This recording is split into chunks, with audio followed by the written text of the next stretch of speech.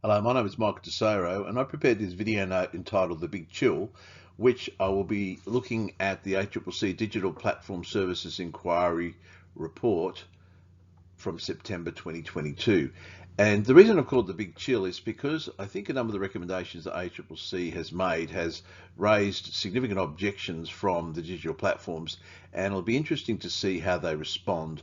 I think there is a chance that they may respond in a very aggressive manner in terms of withdrawing services in Australia, maybe for a short period of time to show their displeasure.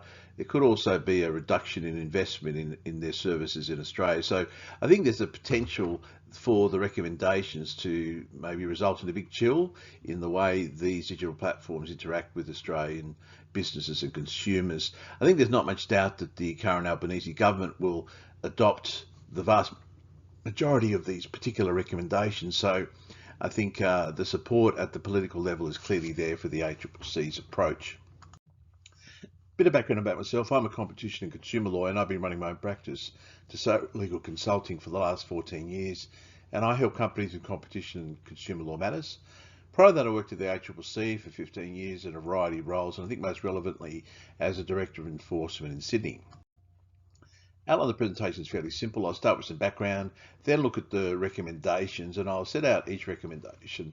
But after each recommendation, I'll go through some of the reasoning in the report set out by the ACCC as to why they believe that recommendation is needed. So that'll hopefully provide some important context. And then I'll finish with a bit of commentary. Now, this is a fifth report of a 5-year digital platform service inquiry which commenced under the previous government, and it had bipartisan support, and it requires the ACCC to really drill down into digital platform services, understand them, identify problems, and make recommendations. And the first one was a broad brush report in 2019. Then they drilled down to specific industries: online private messaging, app marketplaces, search defaults and choice screens. Then they looked at the ad tech industry. Then they looked at general online retail marketplaces. And I think it's fair to say they found problems in most of those markets. I think the one that they found the least problems in terms of competition issues at least, was general online retail marketplaces.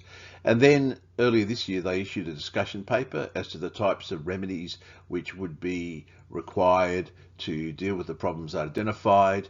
And this current report is the culmination of the ACCC's thinking about the types of remedies and law changes which would be required to address both competition and consumer law concerns in the market.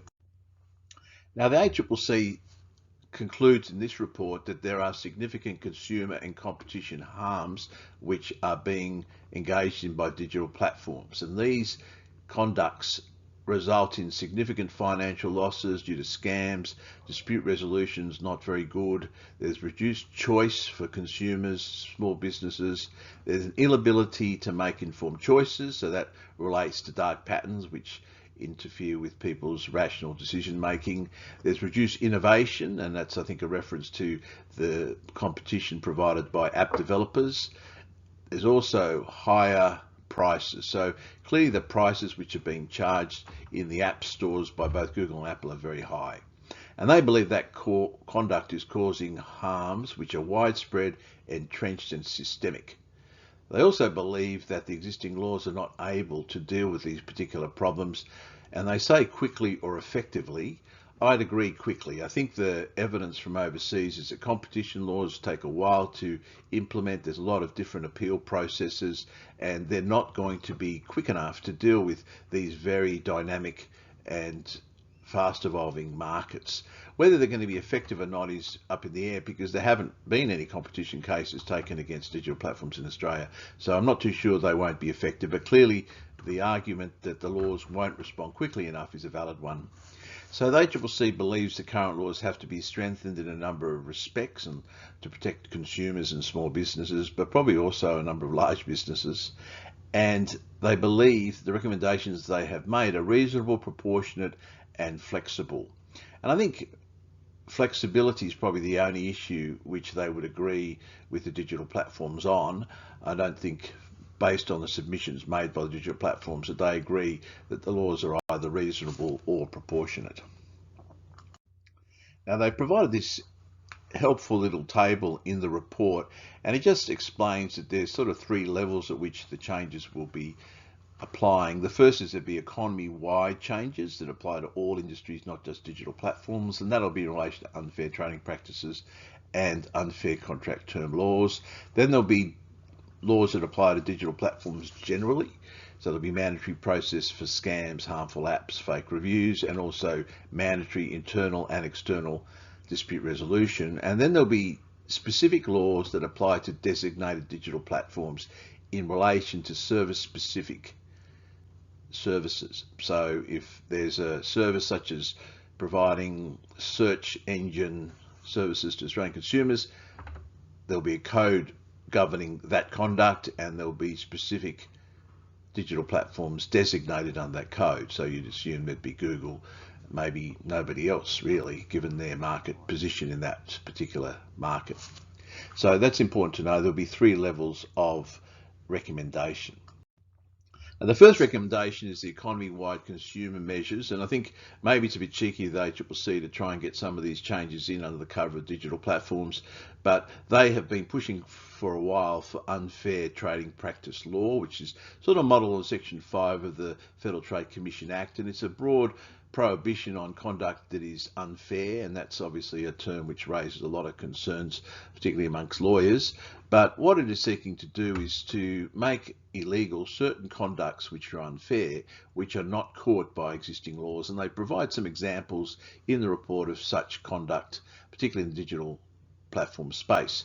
And they also believe there's a need to strengthen the unfair contract term laws, and that's pretty much mission accomplished.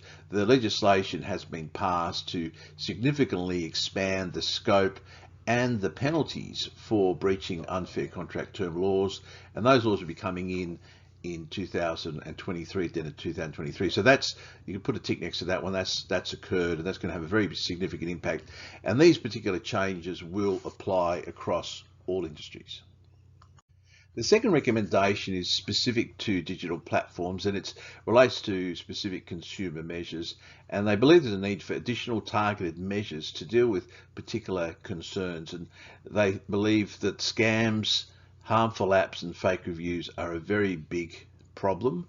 Not only are they misleading consumers, but they're also damaging business, and they've recommended a few changes: notice and action measures, verification of specific businesses, verification of advertisers in relation to financial services, improved review verification disclosures, public reporting on mitigation efforts. And one area that I totally agree with is the need for much better dispute resolution. I think anybody who's dealt with any of these digital platforms on a consumer or small business dispute has become immensely frustrated by the poor quality of dispute resolution services. So the ACCC has recommended both mandatory internal dispute resolution as well as an independent external ombudsman scheme.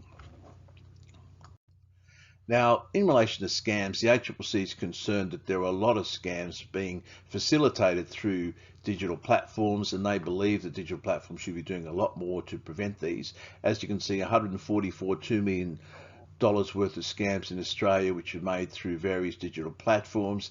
The concerning amount there is just on the right, the increase in the amount of scams occurring through digital platforms. 2017, 32 million, gone up in 2021 to 144. So it's probably the medium of choice for the organised crime groups that run these scams. And there is a concern in the ACCC, probably not just the ACCC, that the digital platforms aren't doing enough to combat this conduct.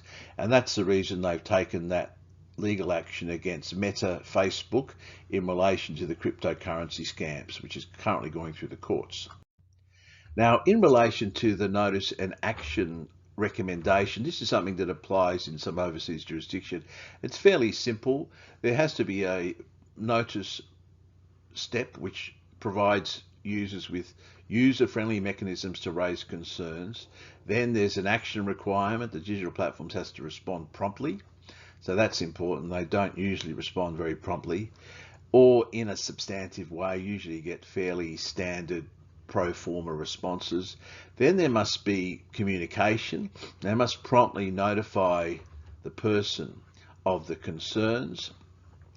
Then they have to share the information with various organisations. I think that's important because there has to be a level of accountability on the way they're actually dealing with disputes, and there has to also finally be an option, or not an option, but a requirement that they provide redress to users who are harmed by illegal conduct. So that would be the way it works, and I think that's a fairly uncontroversial recommendation. Obviously, they create a lot of extra work for the digital platforms, but really, unless they're fixing up their their dispute resolution processes, that's what they're going to be faced with. Then the types of disputes are identified in the report. A lot of losses caused by harmful apps, low quality apps being on app stores, but also unauthorized billing is a big problem. There are breaches allegedly of the ACCC or consumer guarantees, lots of disputes between sellers and online marketplaces, as well as in relation to the app review process. So app developers try to put apps on various sites and are rejected. There are also problems with decisions to suspend services, terminate users' accounts, blocking content, suspension of ad campaigns, and all these things happen fairly unilaterally. And then a big concern about reporting scams and fake reviews, and just the way that the digital platforms don't respond to that. And the ACCC has recommended that as far as the internal dispute resolution process goes, a model would be ASIC's Regulatory Guide 271, Internal Dispute Resolution. So that could be used as a guide for digital platforms to set up their own mandatory internal dispute resolution system. Then we move to the competition law recommendations. There's probably a lot more background information required here. Firstly, they believe there needs to be additional competition measures for digital platforms. And the way the ACCC has approached this is to recommend mandatory codes of conduct for designated digital platforms. So this is a very labour-intensive approach. Rather than have a broad brush law that applies to digital platforms and then designating each of those digital platforms, the idea here is to have separate codes for each service provided, and then to designate the digital platforms under each code. Now that's a very targeted approach. It's a lot of work's going to be involved in that, but it is a much better approach than I think we have seen in some other jurisdictions, which have probably rushed through some legislation to combat these concerns, which probably has a lot of problems with it, may not work in practice. So this is a different approach to a lot of overseas jurisdictions. Now each code would be for a single type of conduct, service specific codes, and that would also allow a lot of flexibility in terms of tailoring the obligations. So clearly some obligations that apply in relation to one digital service would not be relevant to another digital service. Now they've set out the way it's going to work. Clearly there'd be some primary legislation, and that would obviously create the code of conduct power. Then there'd be legislative principles which guide the development of the code. Obviously a designation power would be in the legislation to designate various digital platforms. But then the code of conduct would be like secondary legislation, and clearly here there's a lot of examples, like there's codes in franchising, the dairy code, the grocery code, the horticulture code, the news bargaining code, and so on. So we have a fairly rich history of codes of conduct, and they work pretty effectively, I think. Then the digital platform would be designated in respect to that particular service, so to be very targeted, and then the designated service would become subject to the obligations of the service code. They say that it wouldn't have to happen in that order, but it seems sensible that it does happen in that particular order. So recommendation 3 is based on a number of attributes which they believe the system would have. Flexibility, so be able to have much more timely responses to market issues. Clearly changing codes would be a more quicker process, and maybe amending primary legislation. Much more targeted application. They could really focus in on anti-competitive conduct, or consumer issues could also be covered in the codes. much more certainty, so the businesses would know that they were designated what the specific obligations were in relation to that service, which avoids the sort of the more broad brush approach. And then they said international coherence, and I think that has to be a goal, but I really don't think it's a reality. I think every jurisdiction seems to be going in a different direction. So there doesn't appear to be a lot of international coherence. It's a bit of picking and choosing from different jurisdictions at the moment. They also see the benefits, and I've already probably emphasised these, that a service by service code approach would promote competition between providers. It would also allow for strategic prioritisation. So basically the ACCC could look at where the worst harms were and say, okay, we're going to focus on that particular service first because there's bigger harms, and we'll do that, and then we'll come back to maybe another service later on. So I think that makes sense, because you really got to deal with where there's the greatest harm and also where there's the greatest market power. Some of these markets are very, very concentrated, and that'd be the market you want to focus your energies on first up. The approach would be to set up the primary legislation, which sets out, as I said earlier, the broad architecture of the legislation as well as the principles which would apply. The principles would establish the scope and guide the design of the specific obligations. So it'd be principle based, and then clearly the designation process would have to be spelled out. And there's, I guess, three approaches. There's a qualitative, looking at the particular digital platform services provided, quantitative, based on the number of users or turnover, or a combination approach, one that takes both qualitative and quantitative factors into consideration. I think the last approach makes the most sense. You really want to be looking at qualitative issues, how significant a player is in the market, as well as their turnover, not just one or the other.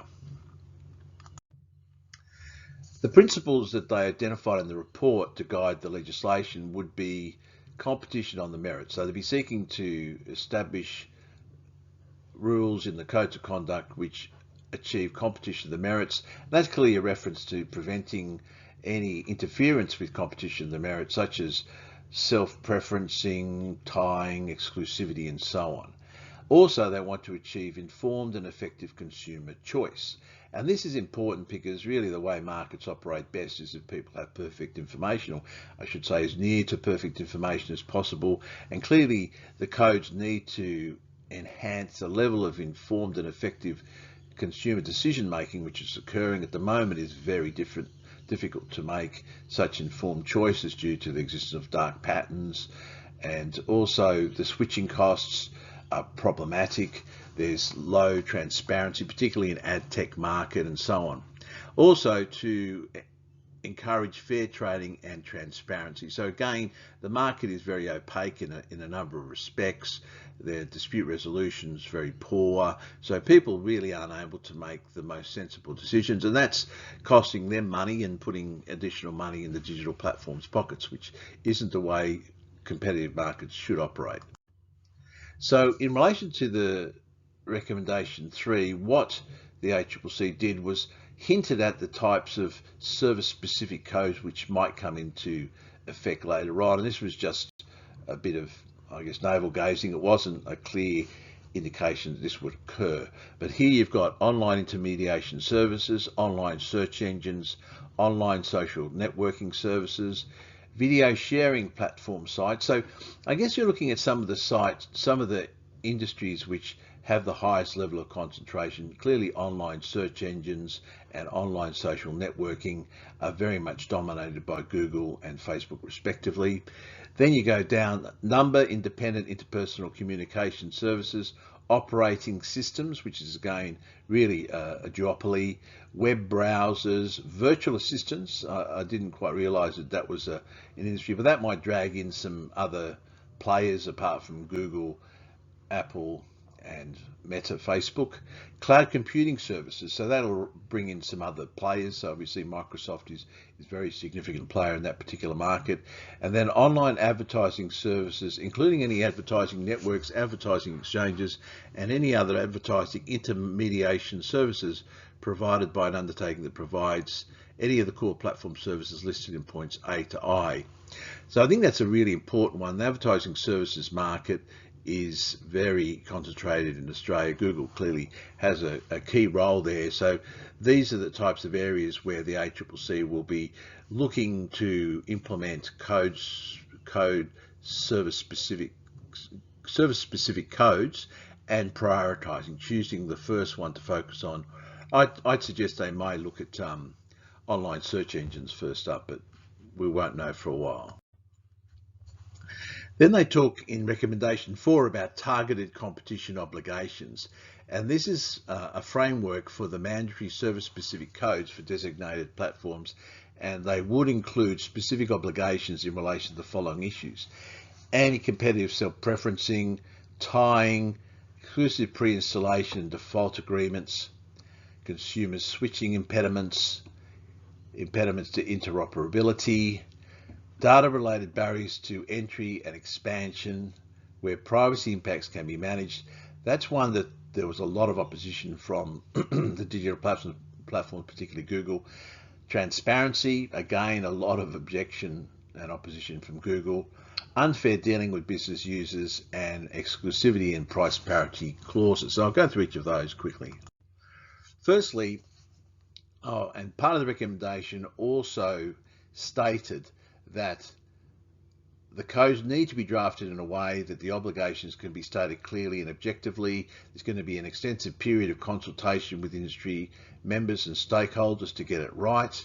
And the ACCC is not simply going to bring things in without any regard for relevant objections. Clearly, they're going to look at the obligations and consider any justifiable reasons for conduct which may need to be accounted for in the code. So clearly the big issue there would be commercially sensitive information, which really companies shouldn't be required to share with competitors, but also a very significant issue is privacy. So if services are going to have to be shared or information is going to have to be shared, there's an overriding obligation that whoever's the information shared with can maintain the privacy and confidentiality of that information. That was a big issue raised by the digital platforms in opposition to a number of the recommendations. Now, looking at self-preferencing, the ACCC included a number of examples, and there are plenty of them. This is conduct which the digital platforms are engaging in, and it is illegal, so it needs to be dealt with in a code. Clearly, Google got in trouble in Europe for preferencing its shopping services. Got fined a few billion euros for that, which was upheld on appeal. So clearly preferencing its own services in Google search has to be prohibited.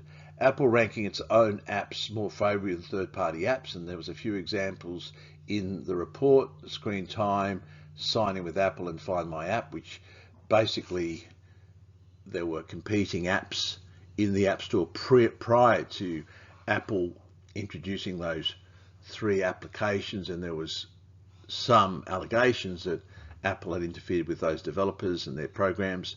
Apple and Google using data collected in the provision of app stores to inform the development of their own apps. I didn't see any examples in there, but there's a lot of allegations that that's occurring, and I think the Find My App one might be the best example of that. And finally, Google giving its own ad tech services favourable treatment compared to ad tech services provided by third parties. And clearly there's examples there of YouTube. You're going to use Google advertising content on YouTube, and there's also some changes brought in relation to Chrome. So there's a lot of self-preferencing going on, and the law needs to specifically prohibit that. It probably is prohibited currently. I think it would constitute a breach of Section 46, misuse of market power, but as stated earlier, that's a very slow remedy to use. So a code will make that a much quicker path to pursue. In relation to tying, there were some examples in the report. Apple and Google requiring their own in-app payment systems. So that's obviously the Apple Store and the Google Store. Google requiring mobile device manufacturers to pre-install Google Play. Store and other Google services, and that's conduct which Google has been taken to court about in Europe and fined over 4 billion euros, and that decision was also largely upheld by the General Court. Google requiring advertisers to use Google's own demand-side platforms to programmatically purchase inventory on YouTube. So that's another example of tying that's actually occurring in the market, which is lessening competition. Then recommendation 4, there was a reference to exclusive pre-installation and defaults. And the way this works is that Google has preset default search engine across all of its products. And while there is some option to replace those with other programs, that is hindered by the Google mobile application distribution agreements, or the MADA, I think they call it in some of the cases, which includes a revenue sharing arrangements. So effectively what occurs is that Google enters into these agreements with various other companies, which allows them a share of the revenue from having the pre-installed programs on their devices, and that no doubt keeps competing apps off these particular devices. And clearly the focus there on the Google Play Store is very significant, because a lot of companies see that as a must-have application. So there is also default agreements with Apple, whereby Apple gets a share of the search advertising revenue by having Google applications as a default on their devices. So these are all examples of exclusive pre-installation and default arrangements which clearly impact competition negatively. Then there's concerns about facilitating switching, and clearly dark patterns and choice architecture is the main concern here. And what this is effectively designs to the way applications and websites are set up to dissuade individuals, small businesses, from changing the default. And often the dark patterns are based on a pretty good understanding of behavioral economics and the way individuals make decisions. Decision making is not perfect. We have bounded rationality, and as a result we can be swayed by messages that create unreasonable fears in our mind, and we go against making probably what is the most reasonable decision. So the classic example here is if you want to change the default, you might get a warning message saying that that's risky, that there's certain risk associated with changing. Now that will dissuade a lot of people from proceeding with the particular choice that they've made. So the ACCC, and they're not alone, a lot of other regulators think this is a major pattern. They found a lot of dark patterns within different programs, and this is not something that's occurring accidentally. This is thought through means of seeking to take advantage of the way consumers make decisions. And I think playing on the irrationality of a lot of our decision making. We're time poor, we can't spend a lot of time thinking through the options, reading all the material, so we have to make snap decisions, and it's fairly calculated when you think about it. So clearly they want to increase the level of switching by consumers by reducing the use of dark patterns in choice architecture. Also to facilitate switching by introducing new payment options in app stores, and also having choice screens. So when you're setting up a new device, it just doesn't come up with the default. It comes up with a range of different options, and you can select the app that you do want at that initial setup stage, rather than later on having to find the competing app and to download it. Also, they want to create more effective interoperability. I had some examples here. Apple and Google both restrict the interoperability of third-party apps on their mobile OS and app stores. So really you're locked in to a particular operating system. Also Apple restricting interoperability between mobile OS and third-party browser engines. And I think they're probably the most clear example of a lack of interoperability. And then Apple, and to a less extent Google, restricting interoperability for providers of third-party apps and services with hardware, software and functionality. So they want to improve the ability of people to switch between different programs, and that is clearly an issue that neither Google or Apple want to do, and they're very strongly opposed to any attempts to introduce these type of changes. Then there was data-related barriers to entry and expansion, and here the ACCC suggested a code which provided data portability. So allowing data to be moved from one digital platform to a competing digital platform, and you would assume on the basis that the consumer wished that information to move, and it's a bit like the consumer data rights idea extended to the digital platforms. The other option was to actually keep data separate. So if data comes in through one part of a digital platform, it can't be moved across to another part of the business. So it would be a code for ad tech services where third-party data would be shared, or there could be imposed a data limitation on the way data was shared. And it's fair to say that this was probably one of the recommendations that Google in particular, but I think all of the large digital platforms are strongly opposed to. This is, I see this as somewhat of a deal breaker, that if there are provisions to provide for data portability or keeping data separate, that there's going to maybe a big fight on their hands with the ACCC. Then improved transparency. And here they were looking at Apple, and to a less extent Google's app review and approval processes. And there was a nice quote there from the Apple App Store review guidelines, and I'll read it in entirety, but it does show that it's not the most objective process. New apps presenting new questions may result in new rules at any time.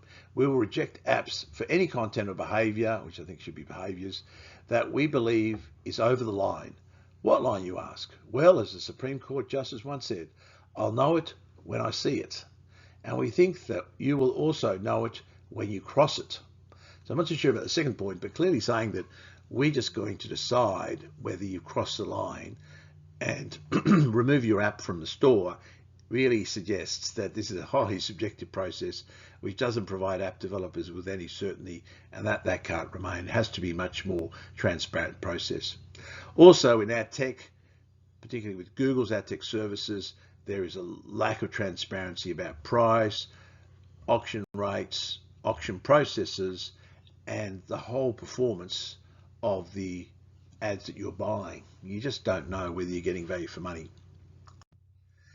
In relation to improved transparency, the ACCC suggested a code for app stores which would require them to provide a transparent app review process, and if current industry initiatives to improve transparency of the ad tech supply chain are not effective, a code requiring digital platforms to provide publishers with the ability to compare bids, independent assessment of the performance of the services, and average fees and take rates. So here, a code obviously dealing with the transparency of the process, and the ACCC be willing to see how some industry initiatives to improve the transparency in that ad tech supply chain will work out. But if they don't work out, in addition to the code, which provides much more prescriptive requirements. Then talking about fair trading protections for small business, or I should say for business, but really it's probably largely small business. Examples: Apple, to a lesser extent Google, inconsistently and arbitrarily applying app review policy. So we've sort of identified that earlier, how subjective that process is. Apple, to a lesser extent Google, applying restrictive terms and conditions. And finally, the main digital platforms, Apple and Google, unilaterally varying terms of service without adequate notice. So some of these things will probably be dealt with under the unfair contract term laws, but there's a proposal to include it in a code at some stage as well. Further, the suggestions made by the ACCC would be a code for App Store services that required them to apply an app review process which was done fairly and consistently, and a further code or a further element of the code for App Store services which included provisions that the digital platforms not unreasonably prevent business users from exercising or enforcing their legal rights. That could be such things as clauses preventing small businesses to combine for a class action against the digital platforms, so anti-class action clauses, as well as a prohibition on significant and unwarranted deterioration in the terms of services due to unilateral change in terms.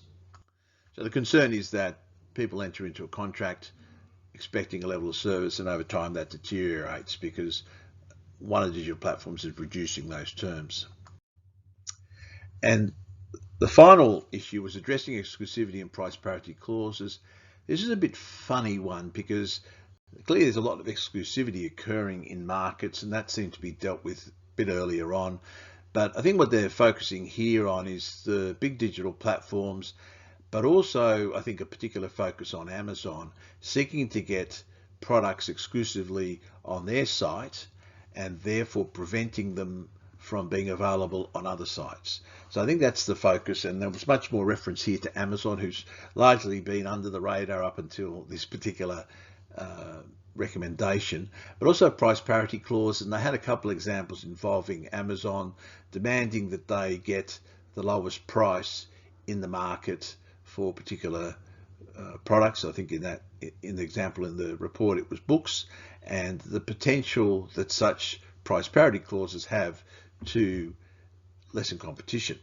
Now, clearly asking for the lowest price in the market doesn't seem very anti-competitive, but if you're saying that everybody has to be offered the same price as your company, could result in effectively tacit collusion, because if you set your price quite high, you know that everybody else will be charged the same price. So that was a sort of a bit of an emerging issue, and I was a bit surprised to see it in there because there didn't seem to be any real evidence of problems in this regard in the Australian market at this time.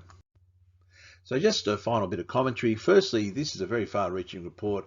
It's got so much in it, like it's a 200-page report, but it's got so much thinking, and ACCC should be commended for how they were able to bring together so much information into one place. There's also a great deal of thought as to the best regulatory approach.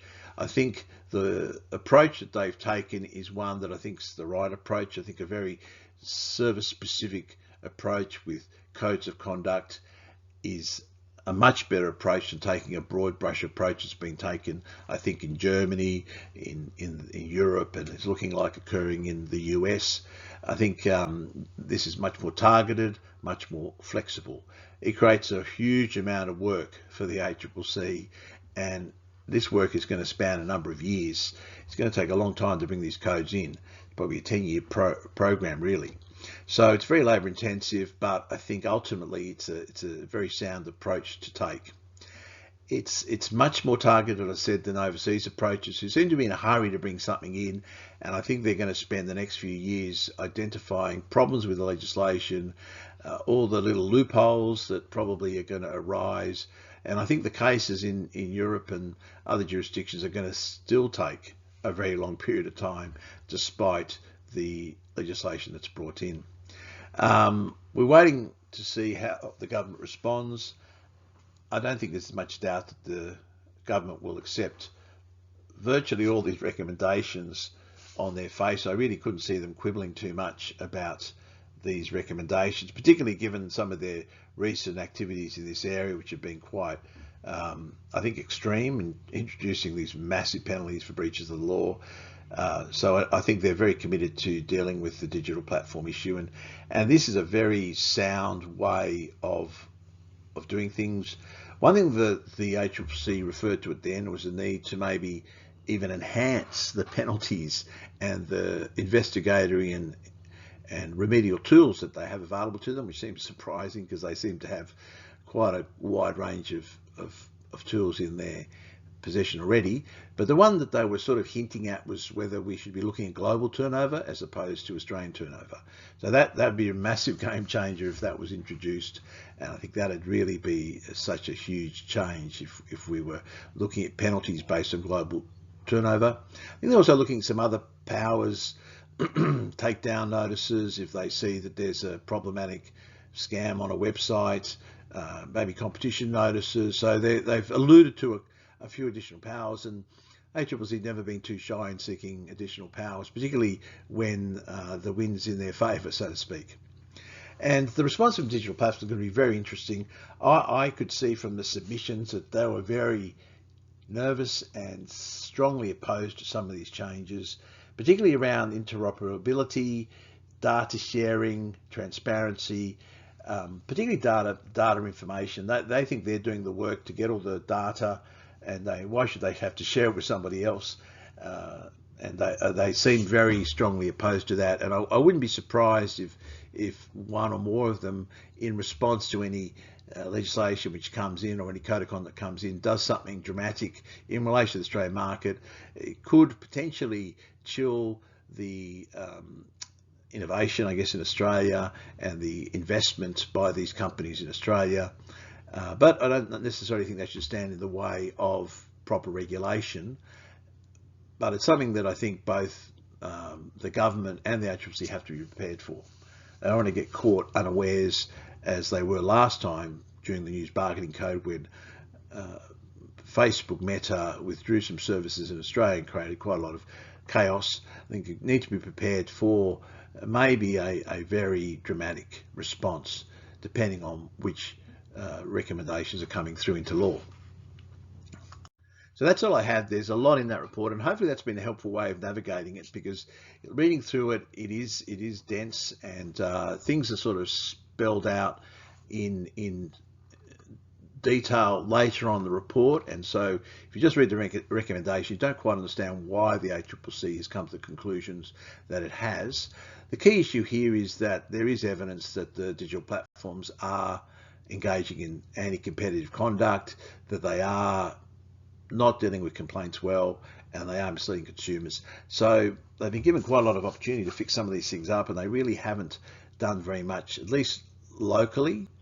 And it may be too late to try and fix their own house now. I think these changes will be pretty swiftly accepted by the government, and work will start in not too distant future to introduce the first code. So if you have any questions about this presentation, feel free to give me a call or send me an email. Bye-bye.